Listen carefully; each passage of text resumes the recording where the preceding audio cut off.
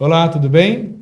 A gente está aqui de novo no estúdio da Escola Miguel Marvulo para tratar pela terceira vez sobre o tema do autismo. Então, primeiro gostaria de lembrar vocês que nós já temos uma entrevista aqui no canal com a Vitória Kaiser, uma estudante de 16 anos autista.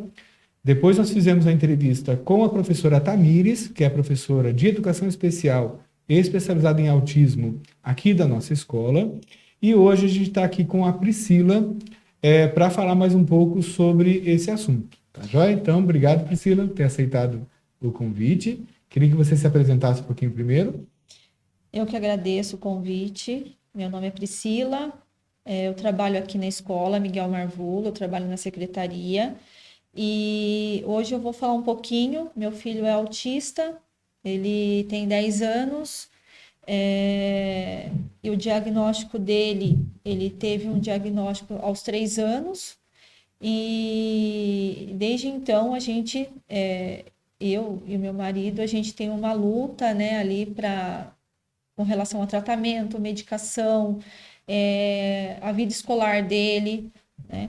Então, eu gostaria, né, de passar para as outras mães, para as outras pessoas, um pouquinho de como é essa vida, né, do lado, no caso, por parte minha mãe, contar um pouquinho como são os comprometimentos, né, para poder ajudar o máximo de pessoas possível. Muito bom. A gente começaria assim, Priscila, por definir o que é o autismo, né? Para quem está chegando agora, para quem não assistiu às outras entrevistas ainda, né? Para quem está interessado em entender mais sobre o assunto, né? Como você definiria o autismo como mãe de autista, como alguém que eu tenho conhecimento que lê muito sobre o assunto, investiga, está muito próxima, né, do tratamento do filho. O que é o autismo? Como você explica para quem lhe pergunta? O autismo, ele é um comprometimento, né? Comprometimento de várias áreas. Eles têm interesses restritos de comportamento, tem uma rotina que tem que ser, eles são inflexíveis assim com rotina, principalmente a socialização também tem um grande comprometimento, além dos comportamentos, as ecolalias, as falas repetitivas, os movimentos estereotipados, né? O balançar as mãos, o pular, às vezes o gritar, né? São todas características de um autista, né? Cada um tem a sua, tem os níveis e cada autista tem a sua forma de se regular. Cada um faz uma coisa que consegue daí se tranquilizar e voltar a se concentrar em alguma coisa que ele precisa fazer. Hum. Nesse caso, assim, esse se regular Sim, é uma coisa importante para ele, como? Assim, e essas estereotipias, elas são para regulagem, é isso? isso. Essas estereotipias, elas são para ele se regular, para ele conseguir voltar a atenção. Por exemplo, tem um ambiente que tem muito barulho, ou tem uma música, ou tem algum cheiro que incomoda, ou lá na rua, lá longe, está passando uma moto, alguma coisa que incomoda muito. Aí, geralmente, eles começam a fazer barulhos, né? Começam a pular, começam a gritar, né? Começa com algum movimento das mãos, alguma coisa. Ou som, né? Fazer alguns sons vocais para poder conseguir lidar com aquilo, porque aquilo para eles desconcentra totalmente. E é difícil, por exemplo, estar fazendo uma atividade e aí acontecer isso, e aí já começa, aí não consegue concentrar no que estava, perde totalmente o que estava fazendo, e para ele conseguir voltar, se acalmar, é isso que ele faz. Ele Entendi. faz esses movimentos, esses sons para poder se acalmar, para voltar a conseguir a se concentrar em alguma coisa de novo. Importante. E você disse agora há pouco alguma coisa sobre níveis. Você mencionou aí níveis de autismo, Sim. né? Acho que é uma informação importante para a gente entender também, né? Os níveis são, na verdade, o quanto aquela criança precisa de apoio nas suas atividades de vida diária e no restante, né, para poder se desenvolver. né? No caso, tem alguns que não falam, não são verbais, são os casos geralmente mais graves. Por isso que eles entram nesse nível 3 que se fala, nível 3 Há ou mais uma grave. numeração, então. Nível É, 3, 2 e 1. cada um fala de uma forma, né? Alguns lugares falam de nível 1, 2 e 3, algum lugar fala sobre leve, moderado e severo, né? Mas isso vai ser dado para aquela criança dependendo do que ela precisa. Ela precisa de pouco apoio, ela se comunica, mas tem algumas coisas que ela precisa de ajuda, mas ela consegue, né, se virar, então é um nível leve. No caso do Otávio, por exemplo, é um nível moderado. Por quê? Porque ele precisa de alguém para conseguir que ele consiga se comunicar. Porque ele fala, só que na hora de se comunicar com outra pessoa e pedir o que ele precisa, ele fala de uma forma assim, não é focada. Ele fala, eu quero beber água, né? Ou ele quer que uma criança brinque com ele. Ele vai falar, vem brincar, vem brincar. Quer dizer, ele não fala, Isabela, você quer brincar comigo? Né? Ele não espera a resposta do outro, né? Ele não sabe que ela tem que responder se ela quer ou não. Quer dizer, há uma comunicação, mas uma comunicação mais interessada nele mesmo. Nele, Né? isso, o interesse dele. Aí isso já com certeza não flui, né? Não flui essa comunicação com os amigos, não flui a comunicação com outras pessoas, né? E tem uma forma específica de se comunicar com ele. Você tem que olhar nos olhos dele, falar o que você quer, para ele conseguir te responder. Sim. E ter paciência, porque às vezes ele demora um pouco para processar aquilo que você está falando, para ele conseguir te responder. Né? Esse é um nível que precisa de apoio, um pouco mais de apoio. Né? Então, ele passa a ser moderado por conta disso. Sim. Além das atividades de vida diária, que é uma coisa mais difícil também, nesse nível, né? Precisa de ajuda, né? Constante ali, porque ele também tem muita dificuldade de fazer as coisas sozinho, ele não consegue se organizar para fazer as coisas, né? E o nível 3, a criança geralmente é não verbal. Ela não consegue se comunicar com o outro, ela não consegue nem às vezes com gestos, alguns conseguem com gestos, né? Que com gestos ela consegue se comunicar, e às vezes nem com isso. E tem muito mais necessidade de apoio, até para comer, né? Sim. Nesses casos, porque às vezes afeta até a parte motora, e ela vai precisar de muito mais apoio. Por isso que ela passa a ser grave. E assim, a gente vê muitas vezes pais nessa luta para chegar ao diagnóstico, né? A busca da especialidade correta, em qual médico deve procurar, que exames que são feitos, e depois o que o pai e a mãe pode notar dentro do comportamento da criança para levantar uma suspeita ou perceber uma necessidade de procurar um especialista para avaliar a condição da criança. O que você pode contar para a gente sobre isso? Até algumas mães, né, por saber, né, que eu tenho o Otávio, às vezes me perguntam, né, como que você descobriu, né? Às vezes até para poder ver se o filho ou desconfia de alguma coisa e quer saber se o filho está fazendo alguma coisa que está relacionado com o autismo, né? Assim, a primeira coisa, então são várias coisas, né? Eu segui aquela cartilha do SUS, né? Para saber o desenvolvimento do Otávio, se estava dentro daqueles padrões de idade. Então, isso é uma iniciativa sua. Minha, sempre foi. Quando ele era bebezinho. Isso. Antes mesmo até do primeiro sinal que te chamou a Sim. atenção? Desde que ele Há uma nasceu. cartilha do SUS SUS que tem todos o que ele precisa estar fazendo em determinado período. 1 mês, 2 meses, 3 meses, né? E eu fui sempre acompanhando. E o Otávio sempre dentro, né? Engatinhou, balbuciou, falou a primeira palavra, olhava para as pessoas, interagia quando você fazia brincadeira, andou no período correto. Que joia. Você não tinha comentado isso antes comigo, mas eu fiquei tão interessado nessa cartilha, porque depois até eu quero ver Isso está disponível no site do Ministério da Saúde? Essa uma cartilha, cartilha em PDF? na verdade, ela é a caderneta de vacinação da criança. Ah, sim, já observei isso também. É lá que vem todas essas informações. Certo. Porque aí eu gostaria muito, Priscila, da gente pesquisar isso depois, se você puder ajudar, se isso está na internet também, em PDF, a gente pode colocar na descrição do vídeo aqui para Sim. as pessoas acessarem, né?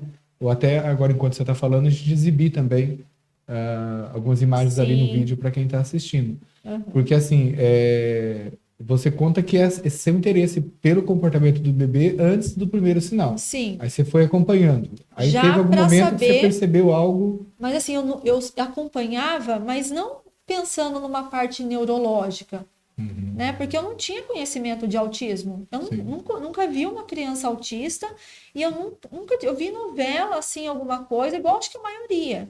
Então eu não tinha noção nenhuma de autismo. Não tinha mesmo.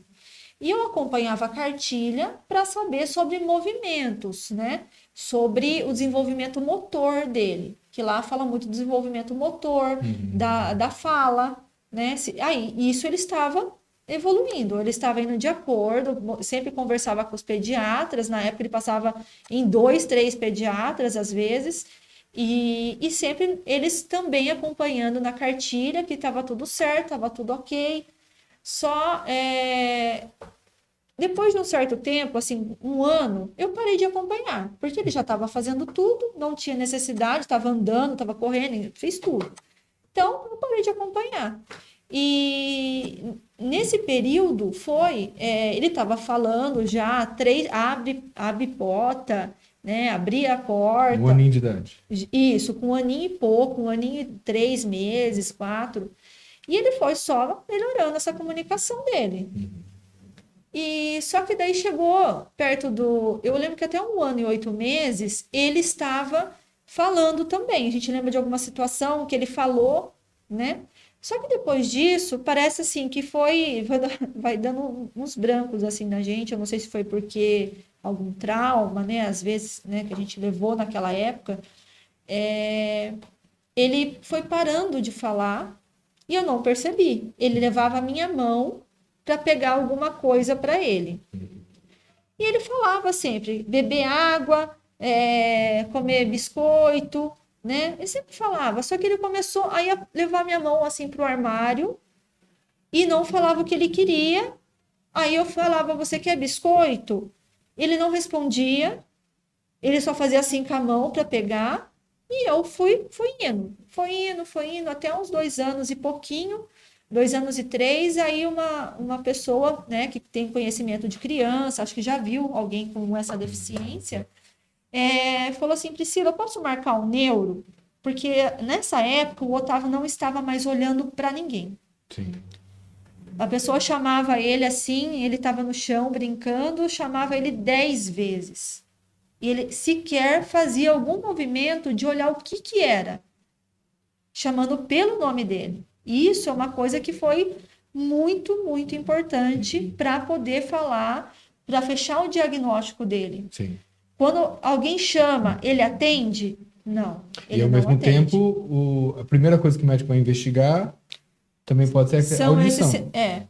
Não, de qualquer forma, os exames vão ser necessários, mesmo se tiver aparente o E autismo. aí você descarta, assim, não é problema de audição, Não ele escuta, Isso. porém, por que ele não corresponde ao chamado? Sim. Por que ele não olha para a pessoa? Sim, porque não tem, não é que ele desfaz, né, de alguém, não é isso. Ele não tem interesse, ele está focado ali numa brincadeira e aquelas falas, para ele não tem interesse naquilo. Por que eu não quero olhar para a pessoa? Então, a dificuldade de comunicação, a dificuldade de olhar para a pessoa, Sim, de corresponder aos comandos, isso. né? A fala comprometida, Sim. na articulação de frases inteiras, Sim. né? Isso já na primeira infância, né? Com um a ano e meio, idade- 2 anos, 3 anos, né? Um pouquinho antes dos 2 anos e até os 3. E aí o pai e a mãe percebendo isso, qual especialista que primeiro pode procurar? A maioria dos pais tem medo, né, de procurar um neuropediatra. Nossa, mas neuro? Meu filho não tem nada na cabeça. Só que esse neuro, ele tem o conhecimento, né, de várias deficiências que o diagnóstico só é clínico. Não é tem um exame que vai acusar autista. Né? O exame é clínico desse médico que é preparado para isso. Eu falo neuropediatra porque na idade pequenininho, quando começa a apresentar, é um neuropediatra que é o indicado a mãe e o pai levar. Sim. Mais velho, no caso de 9, 10, 11 anos, né? Aí já é um psiquiatra, né? Que é o mais indicado. Mas o neuro, ele vai na hora perceber, igual assim, eu como conhecimento dos sintomas também, se eu ver uma criança que a gente está chamando, a criança, ao sequer ela tem o trabalho de levantar os olhos, olhar e voltar, é uma coisa assim muito importante para você buscar um neuro. Sim. E você que tá, o Otávio tem hoje 8 anos, né? O Otávio tem 10 anos. 10 anos, perdão. O diagnóstico foi com qual idade? 3 anos. Com 3 anos. Então você está 7 anos, sim, né, com o diagnóstico acompanhando. Você também tem esse radar ligado para atenção a outras crianças sim, ao redor e a perceber isso. E fica com essa cisma. Nossa, eu acho que essa criança é autista. Sim. Tem essa mania de sair laudando isso. crianças sem conta por aí. No caso, eu vejo, mas não vou chegar a comentar com a mãe, porque como foi comigo, eu também, não, imagina, meu filho não tem problema neurológico. Sim. Não, meu filho não tem isso. Ele fala, né? Na visão dos pais, o filho tá tudo bem. Ou tem algum parente que é uma pessoa mais quieta, mais fechada, uma pessoa que já não gosta muito de contato com as pessoas, aí a gente vai já na hora já falar, ai, parece com o vô, ai, parece com o pai, ai, tal pessoa era assim. E já vai jogar para aquilo. O que não deixa de ser um sinal mais forte ainda, né? Porque o autismo muitas vezes também tem fatores hereditários, né? Sim. Essa parte eu já não sei falar muito, né? Mas eu sei que as mães, eu fiz isso, né? E várias mães fazem, de falar que não querer enxergar, não querer pensar que aquilo que o seu filho está fazendo pode ser uma coisa que seja para o resto da vida, um comprometimento para o resto da vida daquela criança. Vai passar, né? Isso, aquilo vai passar, é só um momento. Ele está assim agora, ele está com muita infecção de ouvido. É isso que ele não está atendendo, que era o caso do Otávio. Sim. Eu já joguei, porque ele estava tendo muita infecção de ouvido, eu já joguei, não, isso daí ele está com muita infecção, por isso que ele não está atendendo. Eu acho que ele não está ouvindo. Mas não era nada disso. Sim. Ele estava com a audição perfeita e era mesmo sinais do autismo que foram se agravando com o passar dos dias. Primeiro foi a busca da nossa mão para pegar e não falar. Segundo foi não olhar quando era chamado, não se interessar para quem estava chegando em casa. Depois foi enfileirar, ter um ritual de enfileirar as coisas organizar muito bem. Em linha. Ele era muito pequenininho. Os carrinhos, por exemplo. Ele organizava os carrinhos dele da Hot Wheels assim numa fileira enorme. E não tinha um carrinho fora do lugar. Não era aqueles carrinhos tudo torto. Eram uns carrinhos assim muito alinhados. E as frentes, todas os carrinhos viradas para o mesmo lado. Não tinha um carrinho. Se a gente às vezes até brincava, né? A gente pegava, às vezes ele não estava perto, virava um carrinho para ver se ele ia perceber. Quando ele voltava, a primeira coisa que ele ia lá e acertava o carrinho. Ele tem um e, assim, olhar... é importante observar a questão do conjunto de sintomas, né? Que vão se somando. Isso, né? Porque, por exemplo, o transtorno obsessivo compulsivo, né? A criança ou adolescente, é uma coisa que aparece mais na adolescência e adulto, tem essas cismas com assimetria. O meu filho mais velho, também de criança, ele tinha toda esse perfeccionismo com a organização das coisas dele e dos brinquedos dele. Ele chegava no final do dia, olhava os brinquedos, alguém mexeu, tá tudo errado. Ele tinha que ir lá arrumar do jeitinho dele. Mas isso é um aspecto, né? E, sobretudo, se não é um aspecto que compromete a rotina, as vivências e as tarefas, a gente não vai se preocupar enquanto transtorno. Exatamente. Né? Agora, o conjunto de sintomas e alguns sintomas que estão comprometendo a vida dele, aí levanta a séria preocupação. Sim. Então, essa questão da rotina também não está na escolha alimentar do que só come Outra isso, coisa. Foi nesse né? período também, o Otávio comia todas as frutas, todos os legumes, e ele gostava muito. E exatamente nesse período ele parou de comer muitas coisas e começou a ter ânsia de vômito, assim, quando ele sentiu o cheiro, incomodava demais o cheiro, e ver o alimento, ele não conseguia nem chegar Daí se perto. restringe a comer um número bem restrito de coisas, né? Ele sempre comeu bem, Come mesmo só arroz, assim. por exemplo. Ele comia arroz e comia carne, né? E comia macarrão e comia, né, o biscoito de polvilho e comia pão. Então tinha umas coisas assim que geralmente são coisas assim são carboidratos, né? E proteína. A dieta dele se resume a isso. E isso não tem a ver também com a hipersensibilidade, será?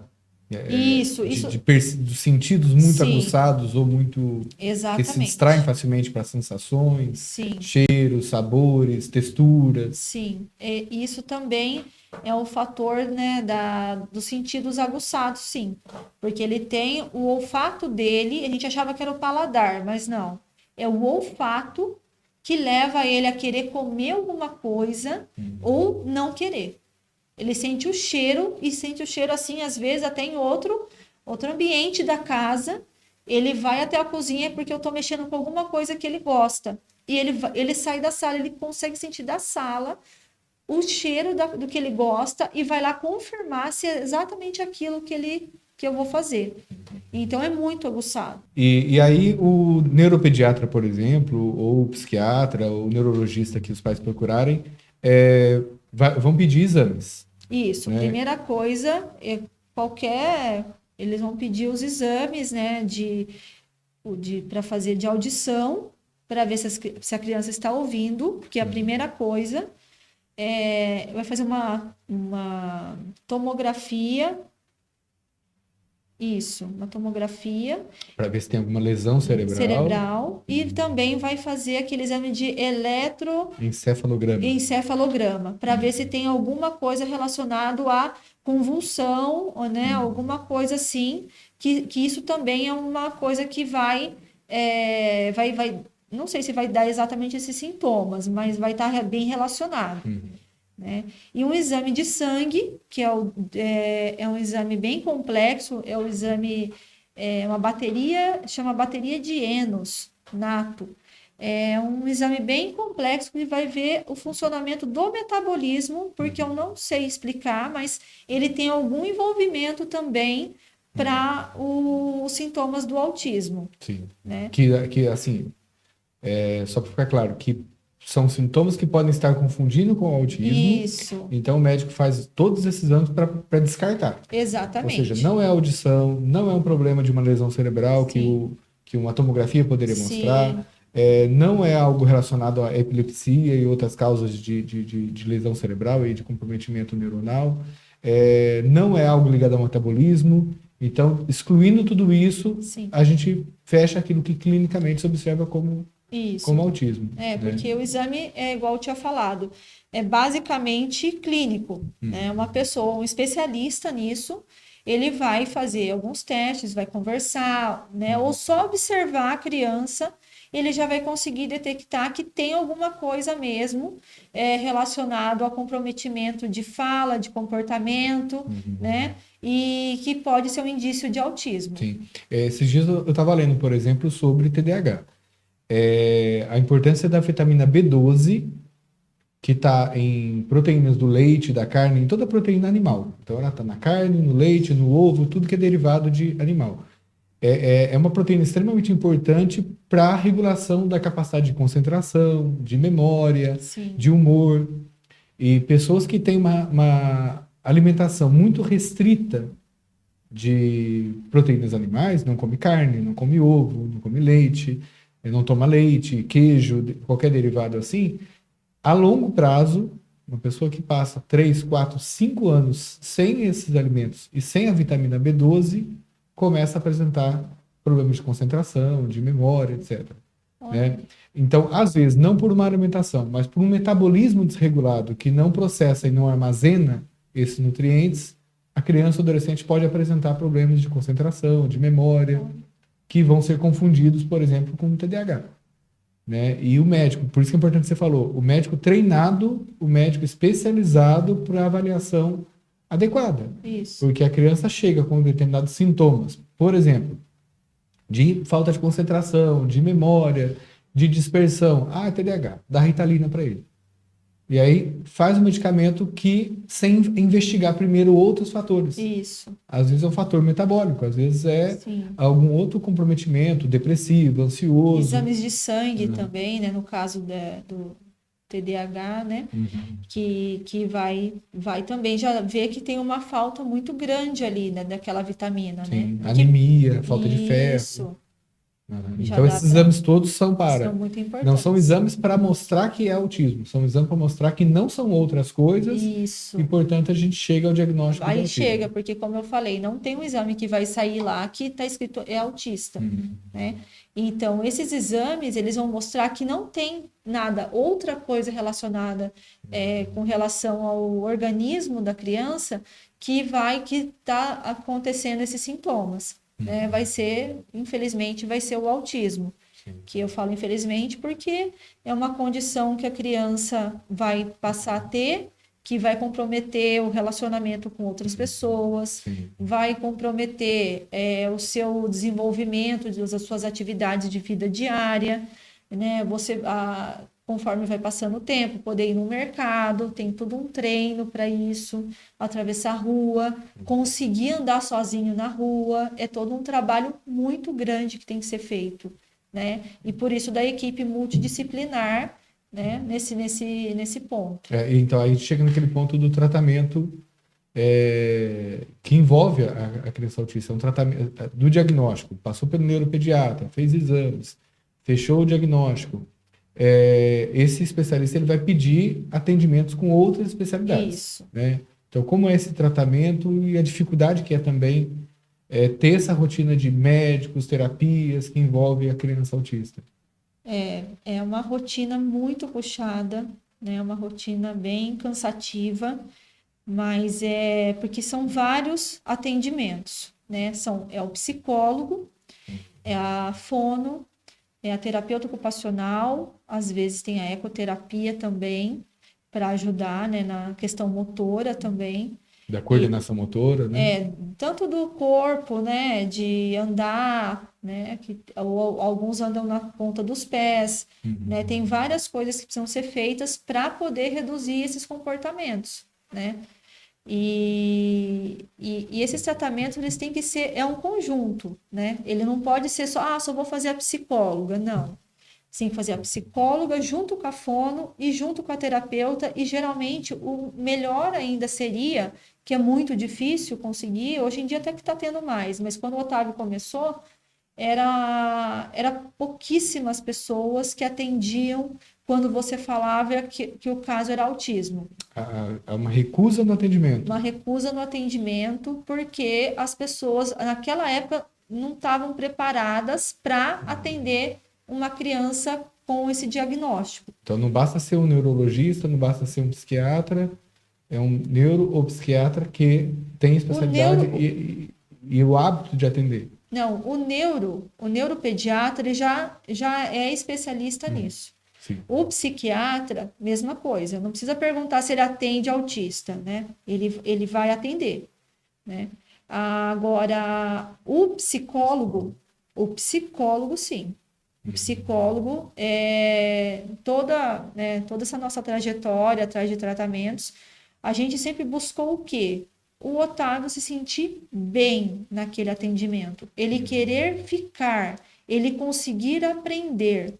Então, não é com todas as pessoas que eles conseguem ter esse relacionamento, né? E também observar o desenvolvimento, né? Se está tendo resultado. No caso, semelhante ao TDAH, que a gente recomenda o psicólogo da linha comportamental, é isso que trabalha com a parte cognitivo-comportamental? Isso. O Otávio já tentou a terapia cognitivo-comportamental, só que assim, eu achei um pouco mais lenta.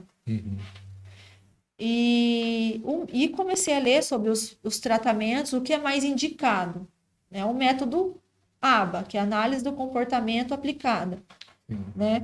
E esse método, ele é um pouco, ele é mais intensivo, né? O Otávio não consegue fazer ainda, porque é um tratamento muito caro.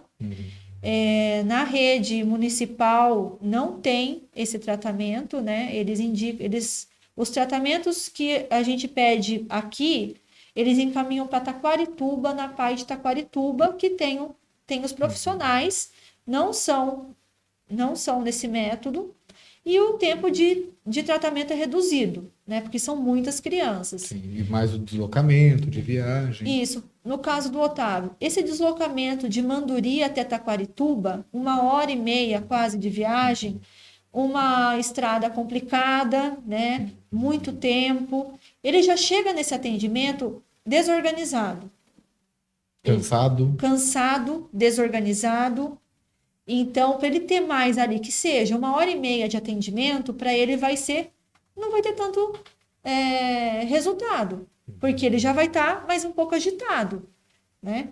Então, o que a literatura fala, o que sempre a neuropsiquiatra fala, que seja mais perto da sua casa. Sim. Então, há uma dificuldade também do atendimento nos serviços públicos disponíveis para uma criança autista. É muito difícil. Eu tentei, mas a resposta foi que o tratamento era em Taquarituba. E até mesmo também em planos de saúde, há dificuldades nas especialidades? No plano de saúde também, porque agora, como está tendo muita criança com autismo, o que eles estão fazendo? Eles estão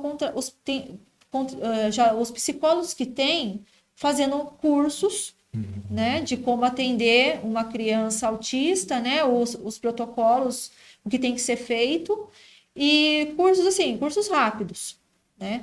E a gente sabe que para você ter o conhecimento, saber lidar, saber manejar os comportamentos, você tem que ter, no mínimo, uma especialização nisso. E mais a experiência, né? E mais a experiência. Só uma coisinha que você disse agora há pouco, a questão do hoje temos muitas crianças autistas. Sim. Né? Por que hoje nós temos essa percepção, essa impressão de que tem mais? Porque está mais divulgado, tá sendo muito divulgado, até do Marcos Mion, né? É o filho dele, o Jô também, o filho dele ele então, faleceu quer dizer, já. Hoje tem mais diagnóstico. Tem mais diagnóstico. E a gente, até se lembrando da nossa infância, da sua infância, da minha infância, talvez a gente se lembre daquela criança, né, também adultos que tinham determinados comportamentos e não tinham o diagnóstico, né? Sim, Ou não. seja, E a maioria eram lidos pela sociedade por alguns outros estereótipos ou estigmas, né? Sim. Retardado, débil mental, né? Sim. Tinha esses estigmas. Sim. E são pessoas que não recebiam diagnóstico. Hoje tem mais diagnóstico. Hoje o diagnóstico está sendo muito mais rápido. Sim. Né? E o que falta agora é os profissionais. Por exemplo, terapeuta ocupacional está uma coisa muito difícil de você conseguir. Né? Você não tem vaga. O Otávio precisa de 3-4 horas por semana. Pelo convênio, eu só consigo 1 hora. Eles não têm mais, não tem quem faça. Né? Psicólogo e fono eu tenho que pagar particular, porque especialista para atender ele, eu só achei em Santa Cruz, né? Tem outras cidades também, mas aí vai de cada criança se adequar com o profissional, né? E o caso do Otávio é muito isso, ele é muito, né, como a pessoa vai lidar com ele, né? A paciência, a calma, saber manejar o momento que ele vai estar, que ele começa a dar indícios que ele está ficando nervoso com aquilo, a pessoa já muda sem ele perceber, sem, né, parar de não fazer ele não terminar, ele termina, agora acabou, Otávio. Então sabe manejar. A pessoa tem esse feedback. Tem esse feedback e sabe manejar o comportamento. O Otávio está com 10 anos, ele frequenta escola regular. Sim, né?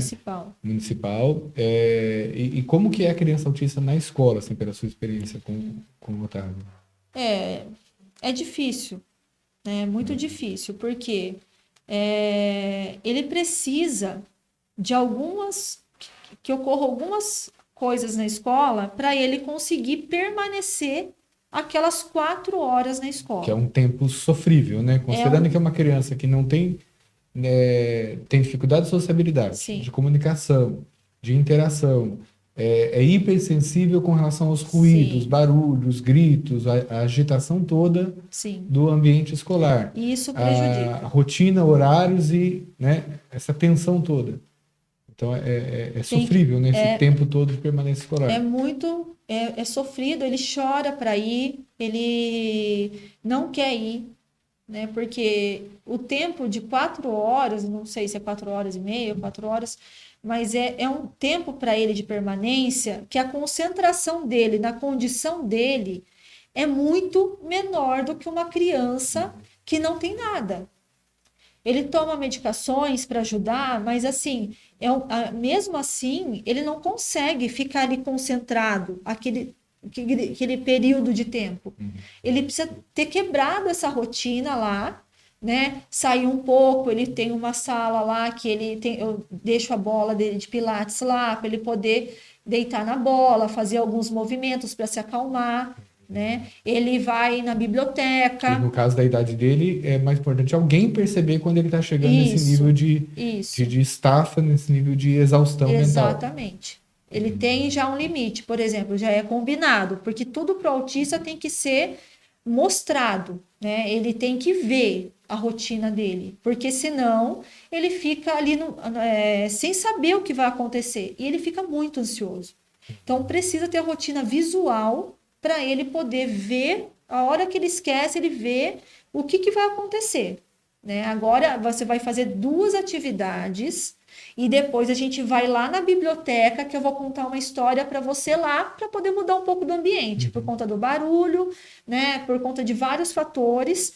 Aí ele sai um pouco, vai na biblioteca, a pessoa que acompanha ele lê livro, lê história, que também é uma coisa Sim. importante para ele. E aí, nessa rotina diferenciada que o autista precisa na escola, é preciso também haver uma percepção Sim, empática, compreensiva de todos ao redor, né? Ou sim, seja, dos colegas da classe, de professores, funcionários, sim. de que é um caso especial, de uma rotina especial em razão da condição do Sim. funcionamento do cérebro dessa criança, Sim, né? porque ele não consegue e ele vai desorganizar, ele vai ficar nervoso, ele vai chorar, vai ter muita estereotipia, então quer dizer, vai acabar prejudicando o todo. Então, É aquela coisa que você falou da importante no comecinho, das estereotipias como forma de regular sim, o nível de estresse dele. Ou sim, seja, se a criança está estressada, ela vai repetir movimentos ou fazer sons que é para regular esse nível de isso, estresse. As pessoas ao redor, numa sala de aula, por exemplo, né, elas precisam ser informadas disso para sim, compreender. Mas por sim, que ele está fazendo esse barulho? Né? A sim, criança não tem isso? tem. Professora, ele está gritando. Professor, por que ele está fazendo isso? Tem isso em sala de aula? Tem essa turma que está com ele, assim, outra coisa que a gente vê muito em vídeos no YouTube, né? Por exemplo, a criança ela não está acompanhando a turma, né? Só que assim, vamos repetir ele para ele poder acompanhar o conteúdo, para ele ter mais tempo de preparo. Às vezes isso pode ser bom. Só que na maioria das vezes isso daí vai prejudicar porque essa salinha que está com o Otávio, por exemplo, ele vem com essa salinha desde o começo, desde a etapa. Então, no começo, essas crianças eram pequenas e elas foram sempre sendo informadas pelos professores, pela pessoa que fica com o Otávio, de que aquilo ele faz por causa disso, por causa daquilo. O Otávio está usando o tablet, por quê? Porque ele tem uma função no tablet, porque ele precisa desfocar um pouco, né? Ou para poder se acalmar, para poder voltar para a aula, né? E nunca teve ninguém falando, né, Então, quer disso. dizer, as crianças desde pequenininhos se acostumaram Sim, e já o conhecem. e já o Sabem como conhecem, é o sabe? comportamento dele. E outro dia eu cheguei lá, ele Então, o estava nível de muito, aceitação e tolerância é é maior muito do que se maior. ele cair numa sala que não conhece, Não que nunca conhece, conviveu. nunca conviveu, aí vai começar tudo de novo, né? A mesma questionamento, por que que ele pode, por que que ele não faz isso, por que faz aquilo, né? E para a criança que já a dificuldade dele já é interagir, já é saber o nome do colega, vai ficar muito mais difícil, porque o Otávio até hoje ele não sabe falar para mim o nome dos amigos. né? Ele gosta deles, ele gosta muito. As crianças da sala dele são umas crianças muito especiais, sabe? Muito, muito, muito. São crianças que estão ali com ele, que querem estar com ele, que querem ajudar ele, né? E isso que eu não gosto, não gostaria de perder, né? Essas crianças que têm esse olhar, porque já desde pequenos já foram com ele, conhecem tudo que ele faz, por que que ele faz, e todas tentam ajudar ele. Sim. Né? E ninguém fica olhando para trás, porque ele senta assim um pouco mais para trás. Ninguém fica olhando para trás porque o Otávio está gritando, o Otávio está fazendo barulho, né? Todos lá continuam a fazer as atividades como se nada tivesse acontecendo. Eu vi isso, né? E se o professor explica para a classe o que está acontecendo ali, ele percebe que o professor está explicando ou não? Tipo assim, gente, o Otávio, né, ele está assim agora, mas Ele já ele percebe. para, ou ele precisa sair, ele percebe que estão Hoje falando em dele. dia ele percebe. Antes não. Mas isso não incomoda, não deixa ele. Ou Às ele se vezes envergonha. não. Ele Às tem vezes ele tem fica sensação bravo. de vergonha? Não, ele não tem. Ele não entende que a outra criança tá tirando o sarro dele, tá xingando ele, porque ele nem conhece muitos xingamentos, né? Ele não entende. Então, para ele sofrer bullying, ele não vai nem perceber, né? Isso é uma coisa que, assim, por isso que ele tem uma pessoa junto com ele, né? Uma criança pode fazer alguma coisa para ele e ele nem perceber. Ele não tem essa malícia. Ele não tem de essa perceber. malícia, ele não tem esse negócio de fazer maldade para outra pessoa. Ele é muito inocente. E é por isso também que ele precisa de alguém junto com ele, porque ele não tem essas malícias que podem estar enganando ele ou fazendo alguma coisa de ruim para ele, né? Sim. Então ele precisa de alguém junto com esse suporte para fazer essa intermediação. Interessante. Uma vez eu vi um vídeo na internet que me incomodou bastante de uma mulher que percebeu no estacionamento do shopping uma vaga reservada a autista. E ela fez um vídeo muito indignada e esse vídeo circulou bastante. Hoje o autista ele é enquadrado como deficiente, né, e portanto com os direitos do PCD, Isso. né, da pessoa com deficiência. Está relacionado a tudo isso, né? Ou seja, a dificuldade muitas vezes de manejar uma criança autista em ambiente, para ficar no exemplo, de um estacionamento de shopping. Né? Como que é isso? Então, esses estacionamentos que tem com vagas reservadas ou mesmo a fila para autista em alguns lugares, por quê? Essas crianças, eles têm crises sensoriais, né? Devido ao barulho, devido a cheiro, devido às pessoas esbarrando, né? Por vários fatores, né? Ou até mesmo por alguma coisa que você tinha combinado que ia acontecer naquele local e por alguma coisa não aconteceu. Isso desencadeia uma crise, porque como eles são muito assim, muito da rotina, muito inflexível, se você falou que vai ter, tem que ter. Não tem como ele chegar lá e não ter. Ah, não teve, vamos embora. Você fez uma promessa, tinha um combinado. E você, daí, de repente, chega lá, dá tudo errado. Ah, pronto. Daí isso já vai desencadear uma crise nervosa, uma crise, às vezes, se não for pela crise nervosa, por alguma coisa de rotina, vai ser por outra coisa. E você tem que sair daquele local rapidamente, porque dependendo do tamanho da criança, você às vezes consegue ali controlar segurando a mão. Se for um pouco maior, sai correndo de dentro do shopping. Aí, por exemplo, a importância da vaga próxima ao acesso de saída. Exatamente. A vaga próxima, você pode rapidamente sair daquele local e controlar aquilo, né? E não ter mais danos nem para a criança, que pode vir se bater ou Porque um recado do tipo assim, vamos para casa, é um recado que já tende a acalmar. Sim. Ele vai sair daquele lugar estressante para ir para um lugar de conforto. Sim. Mas assim, pensando nesse quesito, às vezes, de uma crise que possa ocorrer, ou mesmo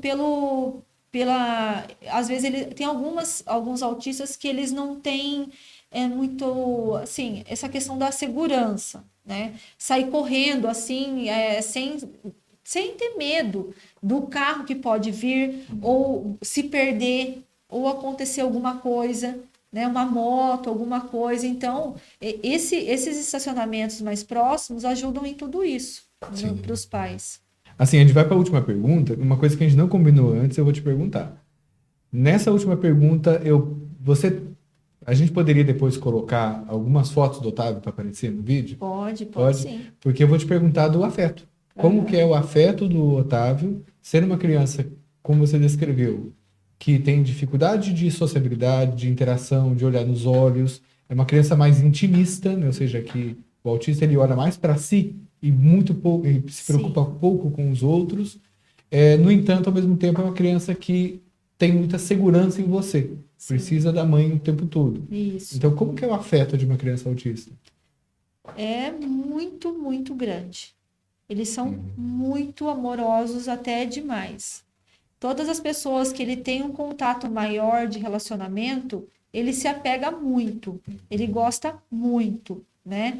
Ele sabe nome, ele sabe por quê? Porque ele tem um contato assim, é contínuo, né? Não é um contato que vê lá uma vez a cada 2 meses, né? É um contato próximo. E com isso ele adquire muito, muito afeto pela pessoa. Ele tem muito esse afeto porque eu sou a pessoa que está sempre do lado dele, sempre. Eu abdiquei de trabalho, de várias coisas, mas assim, porque eu quero estar perto dele. Nos tratamentos, Nos no tratamentos, lazer. acompanhando ele, poderia falar para outra pessoa levar, né? Mas eu quero estar próximo para poder saber como que ele está se sentindo, o que está acontecendo nessas terapias, né? Na escola, o que ele fez hoje, o que aconteceu hoje. Eu não abro mão de buscar, não abro mão de levar, né? Porque eu quero estar sempre perto para acompanhar o que ele está desenvolvendo, o que está acontecendo, né? Eu nunca quero a resposta, E ele corresponde a essa atenção sim, toda. toda. Ele corresponde bastante. Ele é um grude, ele é um grudinho meu. Mas é por isso, porque eu me dedico muito a ele, né? A gente tem essa troca, né? Porque eu também sou muito ligada a ele e ele é muito ligada. Ele sempre pega uma pessoa que está mais ali acompanhando, né? Já o meu marido, ele não é tão assim apegado, mas ele, né, mesmo amor. Só que eles se apegam muito para quem está ali do lado dele, sempre atendendo as dificuldades que ele está tendo, os problemas, resolvendo os problemas dele, né? Então aí ele se apega E muito, quando ele muito. está no momento de estresse, é a mãe que ele quer. A mãe. A mãe é para quase tudo que ele quer a Sim. mãe, né? Difícil ele querer outra pessoa. Mas é. E se ele sabe que eu vou me ausentar, eu tenho que explicar bem para ele. Eu vou sair, eu vou fazer tal coisa e quando terminar eu volto. Eu volto tal hora. E geralmente ele fica perguntando para a pessoa que está com ele, né, se a mamãe já está chegando. Ah, olha, falta mais um pouco, Otávio. Sua mãe daqui a pouco vai chegar. Mas ele permite, né? Ele fica com outras pessoas, mas sempre sabendo que eu vou retornar, Que né? joia. Então tá bom, gente, acho que foi muito boa a conversa, né? Acho que a Priscila ajuda a gente a entender muita coisa sobre a criança autista como mãe que Isso, acompanha tão de perto, né, todo o tratamento, toda a luta, a batalha que é pelo desenvolvimento do Otávio, né? E como funcionário da escola que está aqui com a gente todo dia e a gente tem esse conhecimento próximo de como ela lida com tudo isso. E então para a gente é uma conversa muito muito valiosa, porque nós temos, né, crianças autistas na escola, a gente tem a sala de recursos, como a gente conversou com a Tamires outro dia, e a gente está nesse processo de aprendizado, né? Eu falo a sim, gente, todos nós da educação, professores, funcionários, de aprendizado sobre essas condições sim, e que precisam dessas ações adaptativas para o melhor desenvolvimento, para o acolhimento, exatamente. para o convívio com Isso, essas crianças. Então, muito exatamente. obrigado, Priscila. Eu que Obrigado. agradeço. O que eu puder passar para ajudar outras pessoas, eu gosto muito, né? Ajudar e querer que as pessoas conheçam também por conta do meu filho, né? Sim, Quanto mais pessoas souberem sobre isso, melhor vai ser a convivência de outros autistas no meio, né, das pessoas, né? sim. Então, é um prazer falar sobre isso. Maravilha. Obrigado de novo. Tá bom? Imagina. Tchau, tchau, pessoal. Tchau, Até tchau. mais.